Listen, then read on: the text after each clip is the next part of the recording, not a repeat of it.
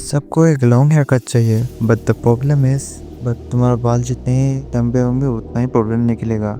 Hair fall, dandruff and dryness. Just a few month तुम भी इसकी जैसे दिखने लग जाओगे। आज मैं इस वीडियो में बताने वाला हूँ कैसे अपने हेयर को अच्छे से और लेट्स स्टार्ट। Step 1, cleansing. हमें ओनली बालों को क्लीन नहीं करना है, हमें बालों के अंदर रहने वाले को स्कैल्प को क्लीन करना है। हमेशा तुम लोग तो बाहर जाते हो जैसे डस्ट, इसीलिए तुम लोगों को रेगुलर क्लीन करना चाहिए।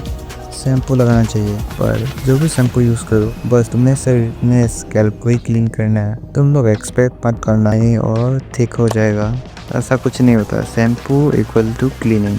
और महीने में कितना शैम्पू करना चाहिए ये आपका लाइफस्टाइल में डिपेंड करता है। तुम बाहर नहीं जाते हो या ऑफिस एम्प्लॉय हो या 2 बार करने से मंथली में। अगर तुम आउटडोर में काम कर रहे हो जैसे कि ट्रैवलिंग कुछ भी ऐसे, तो रेगुलर शैम्पू करना। कौन सा शैम्पू हमें यूज़ करना चाहिए? अगर तुम्हारा हेयर ऑयली है और आपके बाल थोड़े से थिक होते हैं, शैम्पू को मेंटेन करना जैसे कि सैलिसिलिक एसिड, ब्लैक लोहिक और टी ट्री ऑयल। ये डर्ट और ऑयल और डैंड्रफ को रिमूव करता है। कुछ अच्छा सा ठीक नहीं, कुछ अच्छा सा रिकमेंड कर रहा हूँ मैं। अगर तुम्हारे डैंड्रफ है तो कीटाकैनल जेल यूज़ कर सकते हो तुम लोग। और शैम्पू करने की भी एक ट्रिक होती है, तुम पूरा जानवर की तरह अपना सर मत रगड़ो, सिर्फ ऊपर से मसाज करो, आराम से मसाज करो। इससे तुम्हारे सेल्स को भी, और कभी भी हॉट वाटर यूज मत करना, कोल्ड वाटर भी यूज करना नहीं है। पर क्यों? चैटजीपीटी से पूछ सकते हो तुम लोग। Step 2, conditioning. तुम लोगों ने नोटिस किया होगा, तुमने शैम्पू करने के बाद तुम्हारा इस हेयर ड्राई हो जाता है एंड सॉरी रफ हो जाता है because of shampoo removal moisture of the hair. And second step is conditioning. ये कंडीशनिंग शैम्पू करने के बाद अगर तुम्हारे बाल लंबे हैं तो बाल से पानी खींच के निकल सकते हो तुम लोग। थोड़ा सा बालों के ऊपर लगाओ। 2-1 कंडीशनिंग एंड शैम्पू दोनों में एक साथ नहीं होना चाहिए, हमेशा अलग अलग लो। Step 3, drawing. रबिंग कैसे करना है? तुम फेस जानवर की तरह बालों को रब करते हो ना, उससे भी बाल झड़ते हैं, इसलिए आराम से सॉफ्टली करो। मैं बोलता हूँ ना, माइक्रोफाइबर टॉवल यूज़ करो।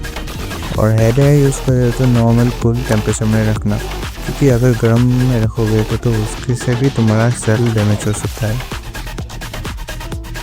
Step 4, oiling. इससे होता है क्या, तुम्हारा मॉइस्चर आता है और पोटा पिक लेयर आ जाता है ऊपर। और मैक्सिमम लोग क्या बोलते हैं, सीरम यूज़ करते हैं। इससे भी कोई प्रॉब्लम नहीं है, दोनों काम से ही करते हैं। बात करने के बाद अपने बालों को धोने के बाद ऊपर से ऑयलिंग कर सकते हो आप लोग। और बचपन से सुना ही होगा, बालों में ऑयल ज़्यादा लगाओ तो बाल ज़्यादा जल्दी रखोगे। ऐसा नहीं है, हमारे अंदर टेल्स के अंदर ऑयल जेनेटिक होने के लिए वो होता ही है, बचपन से ही होता है और अब तक है ही।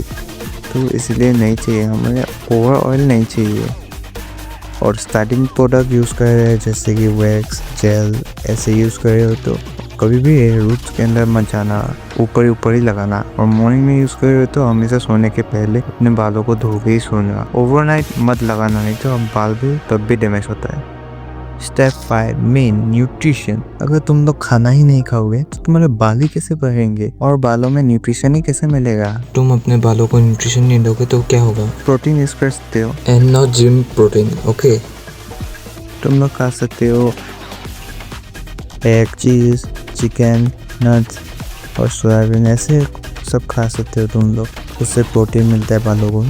और न्यूट्रिशन के लिए मैं यहाँ पर ले रहा हूँ ये तो मैंने है स्टार्च पड़ा है ना, ये है कुछ vitamins and minerals, mainly vitamin A, B, C and zinc and biotech। Vitamin A के लिए वेजिटेबल्स खा सकते हैं जैसे ब्रोकली, कैरेट्स। और विटामिन सी के लिए ऑरेंज और नींबू खा सकते हैं। हाइड्रेशन एंड लाइफस्टाइल, इसके लिए पानी ज़्यादा खाओ, सभी ठीक होता है। और अच्छे से सो और रिड्यूस स्ट्रेस। और यही सब है। होप श्योर तुम लोगों ने कुछ सीखा है और इससे तुम लोगों के साथ फिर से बनने होगा। तो मेक श्योर, बाय बाय।